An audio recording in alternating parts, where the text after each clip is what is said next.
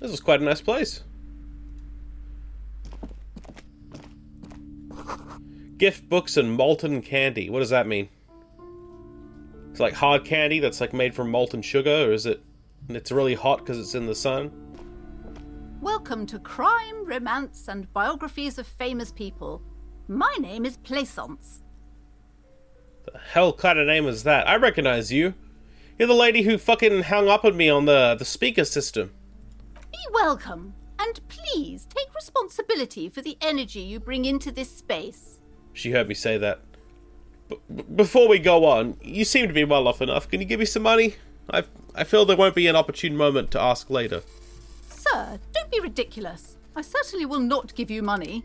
I would be doing you a grave psychic disfavour. Why was there a sound of a cash register in the background? Were you taunting me with the amount of money you could have given me? One has to earn one's success, even if one is a police officer. Handouts are nothing but manipulation. All they do is make you dependent.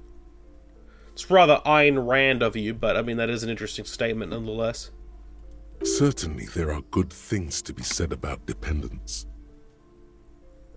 You misunderstand me. I'm a powerful feudal lord. I demand tribute. This is about traditions. Now, hey there. Sounds like someone isn't taking responsibility for the energy they bring into this space. Tribute? Power? These are not the traditions we're used to in this part of the world.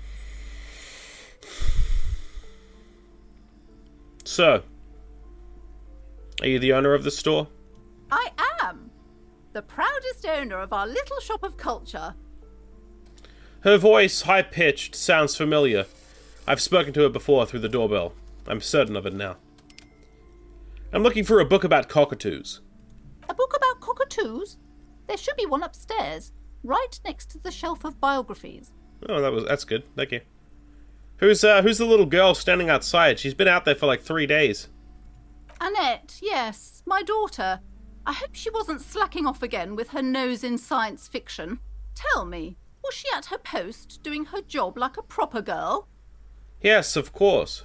Wonderful. Did you talk to her? Yes. Great.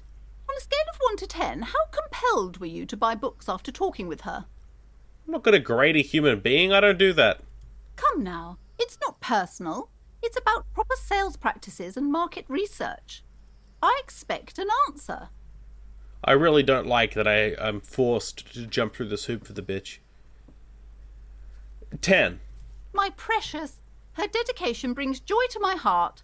If you have children, I hope they turn out as great as my Annette. The way you're handling her strikes me as wrong. Mind your own business, sir. In our society, people don't get to tell each other how to raise their children. It's none of your or anyone's business. Denial is the way she copes with criticism. She's definitely hitting that kid. She's definitely fucking... It's like a fucking... Yeah, no, I'm certain of that. She's definitely abusive. Whatever, let's change the subject. The woman before you scans the store, her shoulders rigid and tense. Every now and then, she nudges her glasses. What if I want to buy a book? Then why are you talking to me? Everything is on the shelves to browse. Don't you feel compelled to buy anything? See those shelves there? Go. Be drawn. Besides cockatoo books, what types do you have? Everything is on the shelves. Take a look yourself. Alright, alright. She smiles and nods, seemingly relieved. Farewell for now, book peddler. Let's go find that cockatoo book. I need to confirm whether or not it's my heraldic bird. I don't know, I'm feeling more like a raven. I'm feeling kind of morose. These shelves are overburdened with books from the same series. You see the name Dick Mullen over and over. A couple of spook novels hide amidst all the detective books. Thrilling tales of spycraft and daring-do. Storekeep? What's all this crime fiction? Oh, crime, robberies, murders, even sexual crimes. We're fortunate to have Dick Mullen and his stories to sort all that out. You're a police officer, apparently. You should buy all of these. They really do teach a person how to be a proper detective. Crime fiction is a disgrace, an asinine misrepresentation of the physical attributes of the arduous everyday work of actual police officers. These books greatly overstate the excitement of police work, glossing over how long it takes to actually follow up on leads and eliminate dead ends. What's more, they completely ignore the psychological hardships of year after year coming into contact with people during the worst days of their lives. Not a single mention of all the stress this work creates upon the officer's family. Detective fiction just doesn't tell the truth at all. Now, would you like a list of all the books found on the shelf? God, no. Shelves filled to the brim with crime novels featuring the supposedly stalwart Vespertine detective, Dick Mullen. A quaint picture book brochure. It's very colourful. It's a tome of fascist magic. Rather candid. Everyone knows the most interesting thing about fascists was their magic. That's true, isn't it? When the Nazis, isn't that the premise of Hellboy? The Nazis were trying to, summon the devil, make him be a Nazi, but instead they got, a little Hellboy. Whatever. The plaque on the shelf reads, Biographies of Famous People. You see a large variety of names, none of which ring a bell. Storekeep! Anything of note in this shelf? I would say... The Greatest Innocence. Yes, most certainly. It's an important educational tool, delving into the depths of history, religion, and their relation to innocentic power. Who or what is an innocence? A very influential historical figure. But surely I don't have to tell you that. You're a law officer, and law officers have at least some education. The book is also very daring. The author aims to re-examine the universal understandings of the innocentic system, creating a fresh vantage point and a shift in the tired order of things. Alright, great. I don't need to know anymore. Shelves full of biographies of famous people, whoever they are. Look through the display. Browsing through all the books with all their names makes your head spin. None of these seem important or relevant. It's all just vapid egoism. Yeah, that's how I felt when she was speaking at me. Suddenly, a particularly odd title catches your eye. It reads, High Speed Love, the tragic true love story of Jacob Irv and Alfie Delatraz, by one Cecilia Averbrook. What's it about? High Speed Love chronicles the romance between two of the finest tip-top tourney racers in history. One of them is the madcap driver, Jacob Irv. His blonde mane graces the cover. Next to Irv's life story, you see a slim biography of an Occidental rock star called the Anti-Star. He's famous for shooting morphine into one of his eyeballs and cocaine into the other. I read that ahead of the voice line. You couldn't tell, but what the fuck? I mean, I've heard of people injecting cocaine to their dick, and I can't imagine doing that. But in the eyeball? In the fucking eyeball? Next to that, Revacholian radio personality Guillaume Bevy stands in front of a rundown drug den. He's a permanent fixture on Channel 8, reporting on real-life crime and ruining cops' days. Son of a bitch. I really must insist you buy one of the books. Reading them is not for free. Do still browse, though, but not too long. Do you want me to leave without spending a cent, you fucking bitch? I'm sorry, I did not mean to rush you. You are browsing. Go ahead. Take your time. Time is commerce. Yeah, that's what I thought. I'm tempted not to buy it because she pissed me off, but I'm interested in that Greatest Innocence book. A true cultural touchstone. Enjoy the read. Where's the cockatoo book? I haven't found that yet. Another boring book. Just discarded here. Let's take some more Pyrrolodon.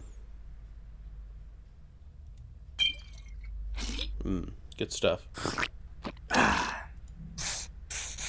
Probably shouldn't have done that. I forgot it affects your health. I don't have any more backup health now. This bookstore is not strictly about crime, romance, and biographies of famous people. There's also a wide range of paranatural literature. I don't feel the need to speak to her this time. I'm kind of sick of that lady. Amidst the various books, you find one written by someone named Matthias W. Dundas. It's about wholeness, unity, balance. These three things are very important to the working class mind. The point of the book, and many others on this shelf, is to give people medicinal advice in situations where they don't have access to paid health services. How does that work? It serves platitudes, while also telling everyone that traditional medicine, the kind people don't have access to and which costs more than this book, is garbage and would only give you cancer anyway, without even curing your cold or anything. That's convenient. Wholeness, unity, balance, on the other hand, can basically take care of anything. Though it is important to note, when it's up to your mind to heal yourself, then it's because of your mind that you're ill in the first place. Interesting. Various paranatural books still litter the shelf. Where's the fucking cockatoo? That's what it was. Where's the cockatoo book? Several maps have been attached to a bulletin board hidden inside the alcove. They're held up by small pins. The board has come loose from one corner. The maps look old and faded. Your eye catches a map Oh my god, of is this gonna give me a fucking map? of Revachol, and a map of Martinez. Storekeep, can I buy these maps? I'm sorry, officer. The map of Martinez is the only one available. The other two are not for sale anymore. And besides, you could scarcely... Alright. They're quite valuable, though they might not look it. The map of Martinez is 90 cents, though. Why is it so cheap? That old thing.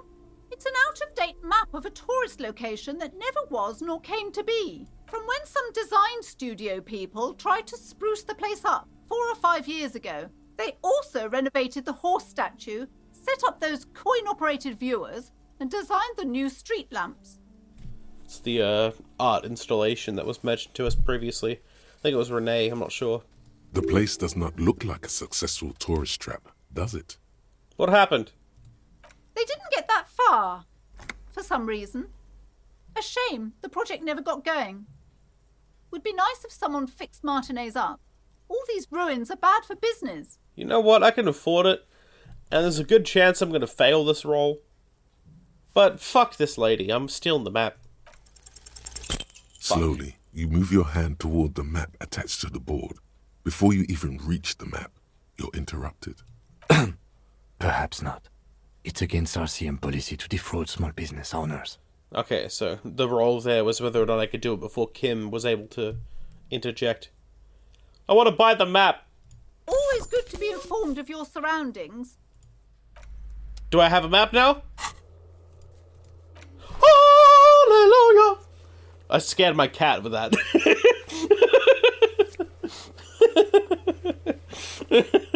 Bubsy! Oh, hell yes, we have a fucking map. So I'm assuming the reason I had a map for like a minute in that one video about 20 episodes ago, it must have been a bug because I spoke to the little girl. Maybe she was holding a map and I like snuck a little glance at it real quick. But here we are, a fucking map. Jesus Christ, what is this, episode 40 or something? It's gonna take a second to appreciate this map. Box of sunglasses, where's that fucking marked on the map? Alright, there we go, get rid of that. Oh, I see, okay. It marks whatever you have selected over here. Alright, I'm very happy about that. Very happy. This is a W, as far as I'm concerned. A worn and torn map of the Martinez area dating from 48. About 7 years ago, I believe. A title on the top reads, Bienvenue à Revachol. It's a bit out of date, as it was originally created by a design studio in a failed attempt to spruce up Martinez and turn it into a fancy tourist location. The worn map features the patchwork grid of the streets of Martinez, with directions to appropriately touristy locations. Year 48 resides on the upper right corner. Trace a path through the grid. Your finger moves through the various streets. A across Rue de Saint-Ghislain and Rue Saint-Sipar, over Saint-Brun and Martinez North, finally coming to a halt on the spot where you are currently standing, although the map gives no such indication itself. Interesting. Through like muscle memory, I guess, I'm able to place myself exactly on the map. For a more detailed view of the map, go to your... Okay, yeah, we already did that. Thank you, game. Alright. Well, there we go, ladies and gentlemen. I finally have a fucking map. Where the hell was the cockatoo book? I didn't see any cockatoo book. Is this it? A sulfur-crested cockatoo sits on the cover, its beak slightly open. It looks as if the bird is calling out the book title, From A to Zurich, a guide to a well-behaved cockatoo. Flip through the pages. Turns out that there are so many different cockatoo species, and they all have behavioral problems. You don't have behavioral problems. That's garbage. You're cool. Yeah, I don't think this is my spirit bird either. What about this guide to cockatoos, storekeeper? It's a must-have if you own a cockatoo. I've heard they're quite capricious. Let's steal it. You wait for the storekeeper to be distracted. When she's not looking, you haul the tome of cockatoos into your pocket. It's quite a challenge, but eventually, the guide to the cockatoos is yours. Splendid effort. Yeah, you ain't stopped me this time, Kim. Let's have a little read. A book about different cockatoo species and their behavioral problems. Perhaps it could also offer some insight into your own often problematic actions. The spectacular Major Majestic Cockatoo eyes me from the cover. Those are some pretty damn fancy-looking cockatoos. As far as I understand, and from what I remember, there's two species of cockatoos. There's like a cockatoo, the white bird with the yellow crown, and then there's cockatiels, which have like grey feathers except for the head, which is all like pinkish. But don't quote me on that. A cockatoo is a parrot with an erectile crest, found not, on the not Seminole whatever I said. Islands and in southern Fas a la Mer. Known for their intelligence and general precociousness, cockatoos are popular birds in aviculture. However, they often exhibit various behavioral issues. They do get really stressed. I do remember hearing that. They're very susceptible to just becoming very stressed out. I guess because they haven't been domesticated as long as other birds. But they'll often just pull out their own feathers. It's quite upsetting. What more? This book talks about the delicate nature of toos, as well as introducing some of the most popular species among the bird enthusiasts. The funeral cockatoo, the major majestic cockatoo, and the most common bang bang cockatoo. It's colorfully illustrated. I want to read about the most common bang bang cockatoo. Despite its banging name, the bang bang cockatoo is actually the shyest of the species. Common in almost all Seminoles forests, as well as zoos and homes all over the world. Its plumage is mainly grey and white. The Seminoles name, bang bang, is thought to be of onomatopoeic origins. I have no idea what the fuck that means. I'm not going to bother to look it up. I am a Philistine, but I don't think I've literally ever heard that term. You know what? Let's put the book away. Let's get out of this bookstore. That intimidated me. I'm feeling insecure about my education. Let's get out of here. Alright, what are we doing now? So I think the main thing I'm doing is I'm waiting until nighttime so that I can get the boots off, as I should have done last night. I don't know, but it's possible that maybe there's some kind of time limit where if I wait one more day, the corpse will be so rotted that we can't really send it back for autopsy or whatever, but you know what? I want those boots. Alright, let's go talk to that fucking weird artist lady. I suspect that she might have my gun. If we talk to her and there's no dialogue options, then we know that she's probably not the one.